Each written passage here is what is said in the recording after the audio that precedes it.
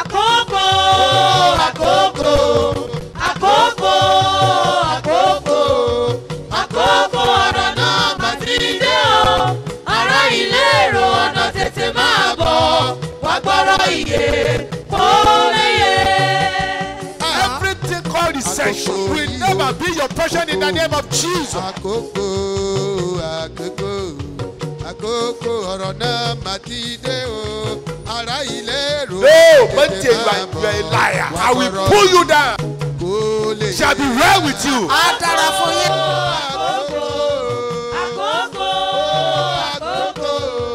Àkókò ọ̀rọ̀ náà mà ti dé o. Ará ilé. Mo rí rẹ̀ gbà o. Àsálẹ̀ agbára jíǹde, àsálẹ̀ agbára jíǹde, agbára tó ti Jésù Olúwa dìde nínú òkú, tójú ti eléni ní àtolùfisùn. Ó fẹ́ jí ohun rere gbogbo tó ń tò gbé, àtèyí tó ti kú dìde láyé tiẹ̀ náà. Lásálẹ̀ agbára jíǹde, ọjọ́ Friday kejì lóṣooṣù, nípàdé ìṣòru ńlá yìí ń wáyé. Àsálẹ̀ agbára jíǹde, ọjọ́ Friday tó ń bọ̀ yìí ni o, ní the World Bible Church 1 Ganiyu Murana Close, Ajẹ́lógo, Mile 12 Ketu nílùú Èkó, láago 10 alẹ́ dìdájí. Prophet J.B. Kúmọlúyì fẹ́ fagbára jíǹde Jésù pàṣẹ fún iṣẹ́ tó ń tò gbé, àtòwò tí ò lọ déédéé, àti gbéyàwó tó yadi tí ò léso, ìdílé tó ń dàrú, àti gbogbo ọmọ ológo táráyé ti dógògò lé láti gba agbára àjíǹde àkọ́tún fún ìṣeré àti ìsọdọ̀tun láyé. Gbogbo ènìyàn ẹ jẹ́ àpàdé lọ́jọ́ Friday tó ń bọ̀ yìí ní the World Bible Church 1 Ganiyu Murana Close, Ajẹ́lógo, Mile 12 Ketu nílùú Èkó. Prophet J.B. Kúmọlúyì lolúwa máa lò láti sọ ire ayé rẹ jí padà lórúkọ Jésù. Gbogbo ènìyàn ẹ máa bọ̀. Fún ìwádìí 08036297770 tàbí 08056559500. Jésù Kristi lọ́lúwa. I am that I am. Èmi ni tí ń jẹ́ èmi ni. The beginning Ìbẹ̀rẹ̀ and the end. àti òpin. You are the only one that can exalt. Ìwọ nìkan ṣoṣo ló lè gbé ni ga. You can destroy. Ìwọ ló lè panirun. You can oppose. Ìwọ ló lè gbéniró. You can uproot. Ìwọ ló lè fàtú. And you can plant. Ìwọ ló lè gbìn. You are unquestionable God. Ìwọ ni kábíyèsí. I worship you. Mo júbà rẹ. Be thou exalted in the name of Jesus. Di ìgbéga lórúkọ Jésù.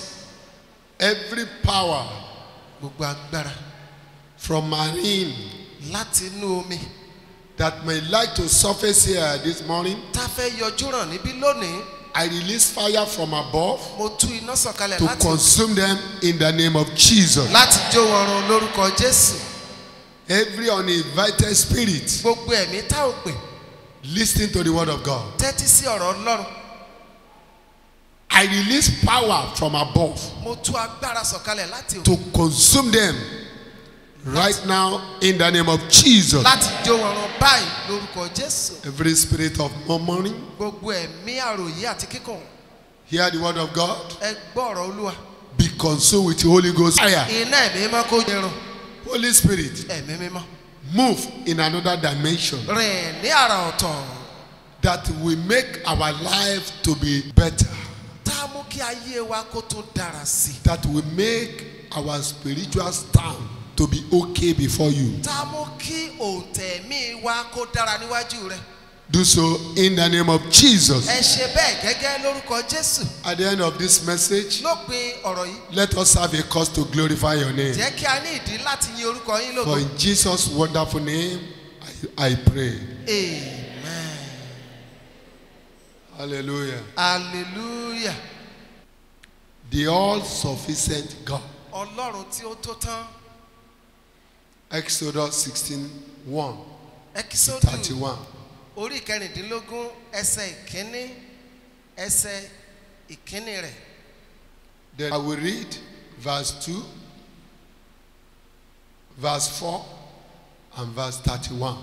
Ẹ́kísódù orí kẹrìndínlógún láti ẹsẹ̀ ìkíní sí ẹsẹ̀ kọkànlélọ́gbọ̀n ló wà níwájú wa, ṣùgbọ́n màá ka ẹsẹ̀ ìkejì, ẹsẹ̀ ìkẹta, ẹsẹ̀ ìkẹrin àti ẹsẹ̀ kọkànléníọgbọ̀n. Then the whole congregation of the children of Israel, complained against Moses and Aaron in the wilderness. Gbogbo ìjọ àwọn ọmọ Ísírẹ́lì sì ń kùn sí Mósè àti sí Árónì ní ijù náà. And the children of Israel said to them, àwọn ọmọ Ísírẹ́lì sì wí fún wọn pé oh, it would have been better if we had died by the hands of the Lord in the land of Egypt. ìbá kúkú ti dára bí àwa bá ti ọwọ́ Olúwa kú ní Íjíbítì. When we sat by the pot of meat, when we ate bread to full, for you have brought us out into this wilderness to kill this whole assembly with hunger. nígbà tí àwa jókòó ti ìkòkò ẹran tí àwa ń jẹ àjẹyó ẹ̀yin ṣáà ti mú wa wá sí inú ijù yìí láti fi ebi pa gbogbo ìjọ ènìyàn. Verse 4.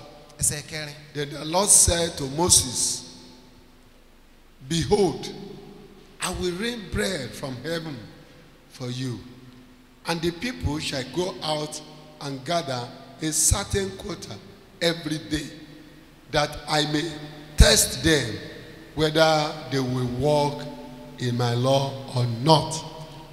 nígbà náà ni Olúwa sọ fún Mósè pé kíyèsí èmi ó rọ̀jò oúnjẹ fún yín láti ọ̀run wá àwọn ènìyàn yóò sì máa jáde lọ kó ìwọ̀n ti òòjọ́ ní ojoojúmọ́ kí èmi kí ó lè dán wọn wò bí wọn ò fẹ́ láti máa rìn nípa òfin mi àbí bẹ́ẹ̀ kọ́. And the house of Israel called its name manna.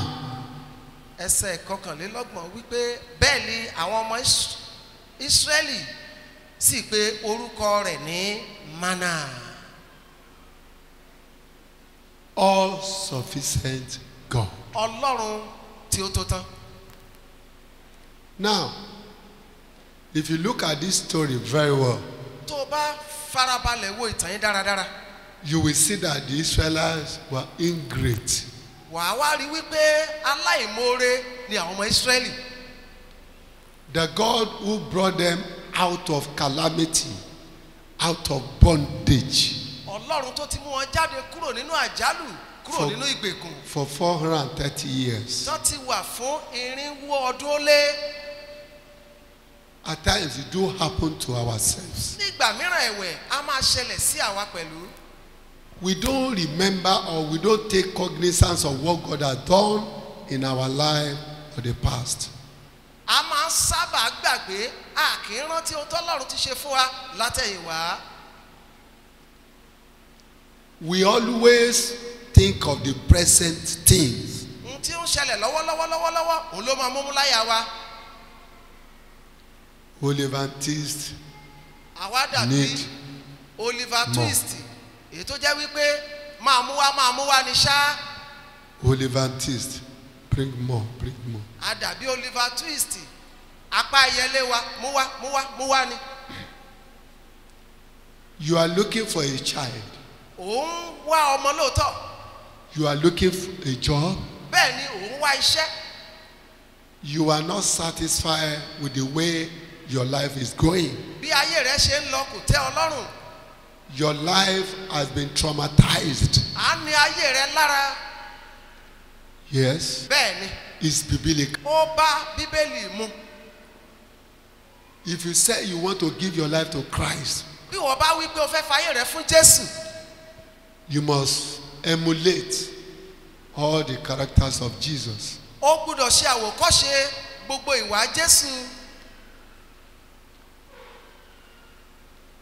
Jesus' life was also traumatized, ìgbésí ayé Jésù pẹ̀lú ó la ìnira kọjá. but he has never denied his father. síbẹ̀síbẹ̀ kò fìgbà kan sọ wípé òun ṣẹ́ bàbá òun. He remembered everything his father has told him. níṣe ló ń rántí gbogbo tí bàbá rẹ̀ tó ti sọ fún. He experienced a lot of stigmatization. ó ní ìrírí lọ́pọ̀lọpọ̀ ohun tí a ń pè ní ìṣánitì lọ́dọ̀ ènìyàn. Embarrassment, kankan dúmọ̀ hurumọ̀ru mọ́ ni. but he stood with his father. bẹ́ẹ̀ ó dúró ti bàbá rẹ̀. Many of us today, ọ̀pọ̀ nínú wa lónìí you only know how to eat bread from God. ń tá a kàn mọ́ náà ni pé ká gba oúnjẹ jẹ lọ́wọ́ Ọlọ́run. We don't want to experience what we call calamity. A fẹ́ ní ìrírí ìdàkejì. And there's no way you not experience that. Bẹ́ẹ̀ kò sí ìgbà tí ènìyàn ò ní ní ìrírí ìdàkejì. He said, in this world, Ó wí pé nínú ayé yìí, you'll be highly tormented. a ó pọ́n yín lójú púpọ̀ púpọ̀. Be of good cheer. Ṣùgbọ́n ẹ tújú ká. But I've conquered the world. Torí pé mo ti ṣẹ́gun ayé. Where do you put that word of God? Ibo ló wá fi irú ọ̀rọ̀ Ọlọ́run yìí sí? It's not easy. Kò rọrùn rárá. It's not easy. Kò rọrùn. But we still have God. Síbẹ̀ a mà lọ́lọ́run. And his name is sufficient God. Ẹni tí orúkọ rẹ̀ jẹ́ ẹni tí ó tó tán. If you know God as a sufficient God, Tó bá wá dá Ọlọ́run mọ̀ bí Ọlọ́run tó tó tán. you don't need to run hectare and scatter. O ò nílò àti máa sá kíjò. Stay with him. Dúró tì í. Many of you, because of little problem, Ọ̀pọ̀ nínú yín torí ìṣòro bíntín. you have already run with a wrong prophet, a wrong pastor. O ti sá sọ́wọ́ wòlíì èké, àlùfáà èké. They have already bastardized your life. Sọ́ọ̀sì ti sáyé rẹ mọ́kùmọ̀kù. They have collected all your properties. Wọ́n ti gba gbogbo ohun tó ní láyé. You are now telling God that you are not a sufficient God for me. Ohun tó ń sọ fún Ọlọ́run ni wípé Ọlọ́run ò tó tán fẹ́ mi o. Anytime you seek an assistance from anybody, Ìgbà yòówù tó bá wojú ẹlòmíì fún ìrànwọ́. you are telling God that you are not a sufficient God. Ohun tó ń sọ fún Ọlọ́run náà ni pé Ọlọ́run ò mà tó tán fún mi. You don't need to depend on your parent or anybody O ò nílò àti máa gbẹ́kẹ̀lé òbí tàbí ẹnikẹ́ni. or your siblings. Tàbí ọmọ ìyá rẹ. They can disappoint you at any time. Wọ́n lè já ọ kulẹ̀. They can disappoint you. Wọ́n lè já ọ kulẹ̀. Your husband can suddenly disappoint you. Ọkọ gan lè já ọ kulẹ̀. Your wife can suddenly disappoint you. Aya rẹ lè já ọ kulẹ̀ pẹ̀lú. Yes, Bẹ́ẹ̀ ni, it's biblical. ó lọ pẹ̀lú Bíbélì. That is the nature of human being. Ẹ̀dá ènìyàn lórí yẹn. That is the nature of human being. Ẹ̀dá ènìyàn ni. So there's nothing you can do about that. Kò sí sóhun tá a lè ṣe sí èyí. It's unavoidable. Kò sí yẹra fún. It's unavoidable. Kò sí yẹra fún. But this all-sufficient God Ṣùgbọ́n Ọlọ́run tó tó tán yìí. can provide where you don't even expect. Ó lè pèsè fún ọ níbi tó òró kan rẹ̀.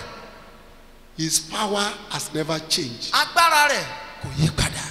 Omnipresent, Ẹni tí ó wà níbi gbogbo lẹ́ẹ̀kan ṣoṣo. omniscience, Ó mọ ohun gbogbo. I am that I am. Èmi ni tí ń jẹ́ èmi ni.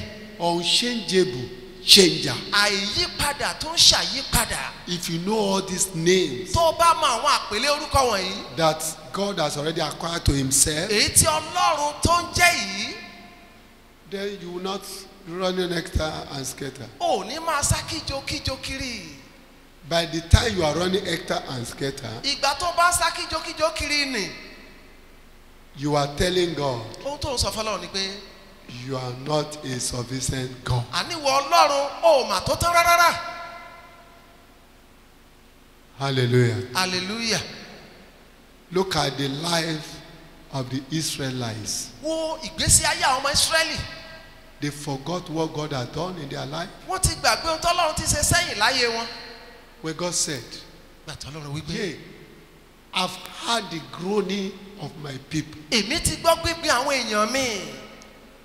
That simply means, Èyí tó kàn túmọ̀ sí pé or that symbolizes that tó sì tọ́ka sí pé God knows that you are in a big problem. Ọlọ́run dá mọ̀ nígbà tó wà nínú ìṣòro ńlá ni.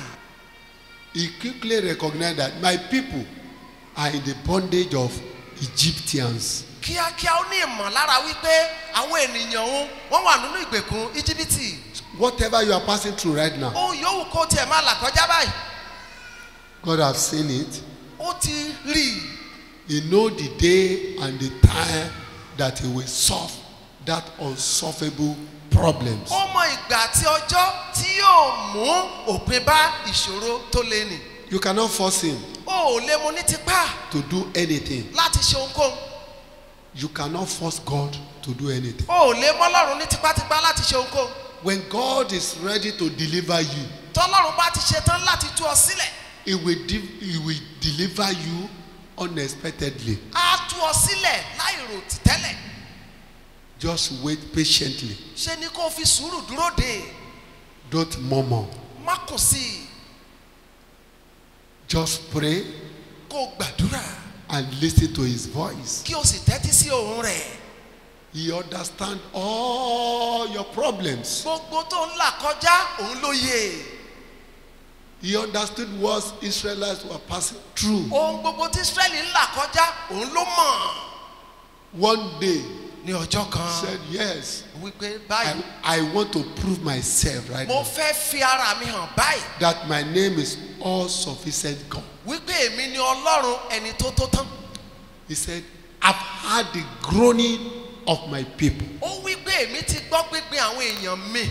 and it is time for me to rescue them. Àkókò sì ti tó báyìí láti gbà wọ́n. And he did it. Ó sì ṣe bẹ́ẹ̀ gẹ́gẹ́. After he have done that, Lẹ́yìn tó ti ṣe èyí. look at what the Israelites were doing in Ẹ the tún wá rí wilderness. bí àwọn ọmọ Ísírẹ́lì ṣe tún ṣe sínú ijù. Instead of them to quickly remember that the God who brought them out of bondage for 430 years, Wípé kàkà tí wọ́n bá ronú wípé Ọlọ́run yìí mà ló mú wa jáde kúrò ní ìgbèkùn tá a wà fún 430 ọdún. they put it aside. Ṣé ni wọ́n tì í sẹ́gbẹ̀ẹ́. They want the present problem to be solved. Wọ́n fẹ́ ìṣòro tán là kọjá lọ́wọ́lọ́wọ́ kó dópin. 430 years was solved. Ìṣòro 400 ọdún ó ti lọ. Then only 1-2 days. Ìṣòro Problem. ọjọ́ kan ọjọ́ méjì báyìí ló dé o. Moses, Wọ́n sì bẹ̀rẹ̀ sí kù sí Mósè ní. why do you brought us into this wilderness Èé ṣe tó fi mú wa wọnú aginjù yìí wá to kill us? láti pa wá. When we are still in Egypt, Nígbà tí a wà ní Íjíbítì, we eat to our satisfactory level. àjẹyó la máa ń jẹ oúnjẹ. We drink as we like. À ń mu tó wù wá. Though our life was tormented, Bó tilẹ̀ jẹ́ pé wọ́n pọ́n wa lójú náà. but they still give us food. Wọ́n máa ń fún wa lóúnjẹ jẹ. Why do you brought us here? Èé ṣe tó fi mú wa wá bí. You are looking for a child for the past 10 years, Òun wojú fún ọmọ láti bí ọdún mẹ́wàá. and God gave you one. Ọlọ́run wá ti fún ọlọ́mọ kan bí. After 3 years, Lẹ́yìn ọdún kẹta, you are looking for another child. ó tún wojú fún ọmọ míì. Nothing happened. Nǹkan kan ò sì ṣẹlẹ̀. You are not saying, hey, what kind of God is this? Wàá bẹ̀rẹ̀ sí í ṣàròyé irú Ọlọ́run gan ni èyí. I've been begging him now Mo ti ń to bẹ́ẹ̀. give me a second child. Kó tiẹ̀ fún mi lọ́mọ kejì bí. I'm tired. Ó ti sún èmi o. Let me go and see all those herbalists. Jẹ́ kí n tiẹ̀ lọ bẹ àwọn babaláwo kan wò. I need to find solution. Mo gbúdọ̀ wá ọ̀nà àbáyọ fúnra mi. You know, I'm of age. Ọjọ́ orí ti ń lọ. I'm of age. Ọjọ́ ti ń lọ lórí mi. I need to find solution by myself. Èmi gangan wá ara ẹni là á fi tún ara ẹni ṣe. Which means God is not all sufficient God for you. Ìtumọ̀ rẹ̀ láyé rẹ ni wípé Ọlọ́run ò tó fún mi o. Why don't you remember everything he has done? Èé ṣe tó fi wá kúkú rántí ohun gbogbo tó ṣe sẹ́yìn. This same God built house for you. Ọlọ́run kan ṣoṣo iná kọ́lé fún ọ. He gave you a very good wife, Ó fún ọ ní aya rere. a child. Ó fún ọ lé ọmọ. You are able to eat 3 square meal. O lè jẹ oúnjẹ mẹ́ta lójúmọ́. You are not a mad, you are not insane. Orí rẹ ò yí ò yá wèrè. You are alive. Ó sì ń bẹ láyé. Many have been hospitalized. Ẹgbẹ̀lẹ́gbẹ̀ ló wà nílé ìwòsàn.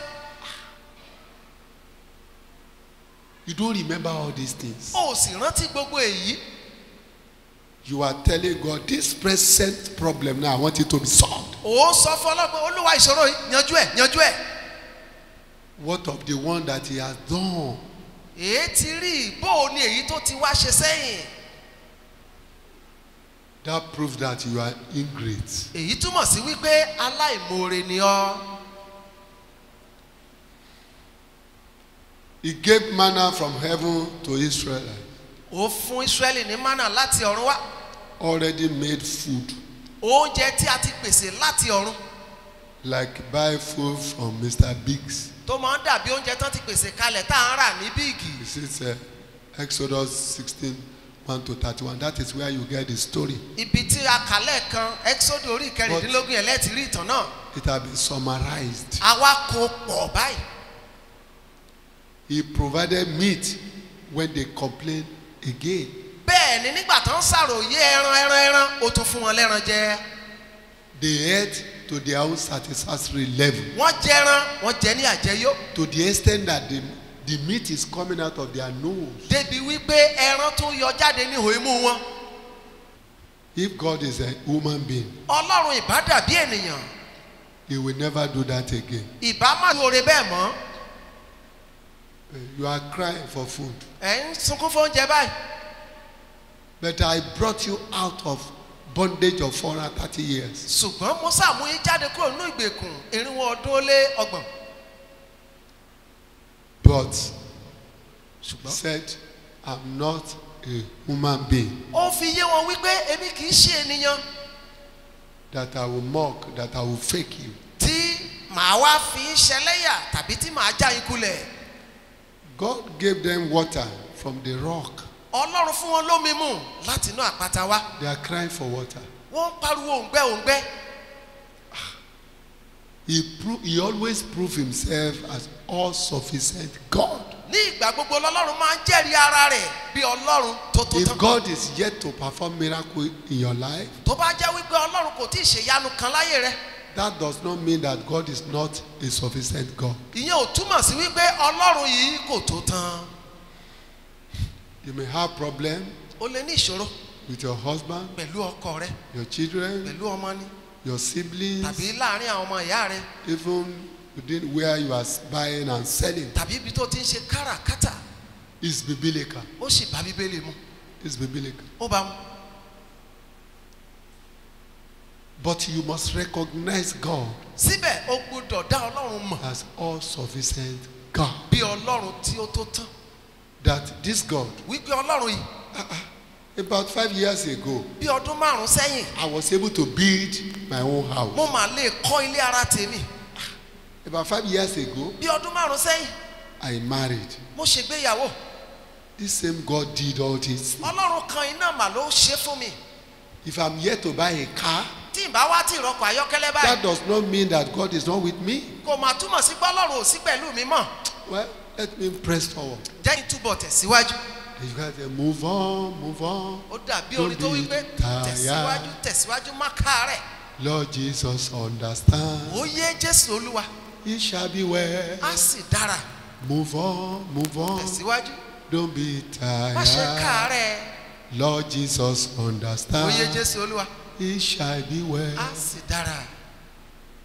Have it at the back of your mind. ní ọkàn rẹ pé One day, ọjọ́ kan o God will visit you Ọlọ́run yóò bẹ̀ ọ́ wò and He will solve all that unsolvable problem. á sì yanjú gbogbo òkè ìṣòro tí The ó wà problem níwájú. that has become paramount in your life, ìṣòro tó ti di bárakú láyé rẹ nì He will solve it. á yanjú wọn He will solve it. á yanjú wọn. àsálẹ̀ agbára jíǹde àsálẹ̀ agbára jíǹde agbára tó ti Jésù Olúwa dìde nínú òkú tójú ti eléni ní àtolùfisùn ó fẹ́ jí ohun rere gbogbo tó ń tò gbé àtèyí tó ti kú dìde láyé tiẹ̀ náà lásálẹ̀ agbára jíǹde ọjọ́ Friday kejì lóṣooṣù nípàdé ìṣòru ńlá yìí ń wáyé àsálẹ̀ agbára jíǹde ọjọ́ Friday tó ń bọ̀ yìí ni o ní the World Bible Church 1 Ganiyu Murana Close Ajẹ́lógo my 12 Ketu nílùú Èkó láago 10 alẹ́ dìdájí Prophet Jẹ́bi Kúmọlúyì fẹ́ fagbára jíǹde Jésù pàṣẹ fún iṣẹ́ tó ń tò gbé àtòwò tí ò lọ déédéé déédéé àti gbéyàwó tó yadi tí ò léso ìdílé tó ń dàrú àti gbogbo ọmọ ológo táráyé ti dógògò lé láti gba agbára àjíǹde àkọ́tún fún ìṣeré àti ìsọdọ̀tun láyé gbogbo ènìyàn ẹ jẹ́ àpàdé lọ́jọ́ Friday tó ń bọ̀ yìí ní the World Bible Church 1 Ganiyu Murana Close Ajẹ́lógún mile 12 Ketu nílùú Èkó Prophet J.B. Kúmọlúyì lolúwa máa lò láti sọ eré ayé rẹ jí padà lórúkọ Jésù gbogbo ènìyàn ẹ máa bọ̀ fún ìwádìí 08036297770 tàbí 08056559500 Jésù Kristi lolúwa.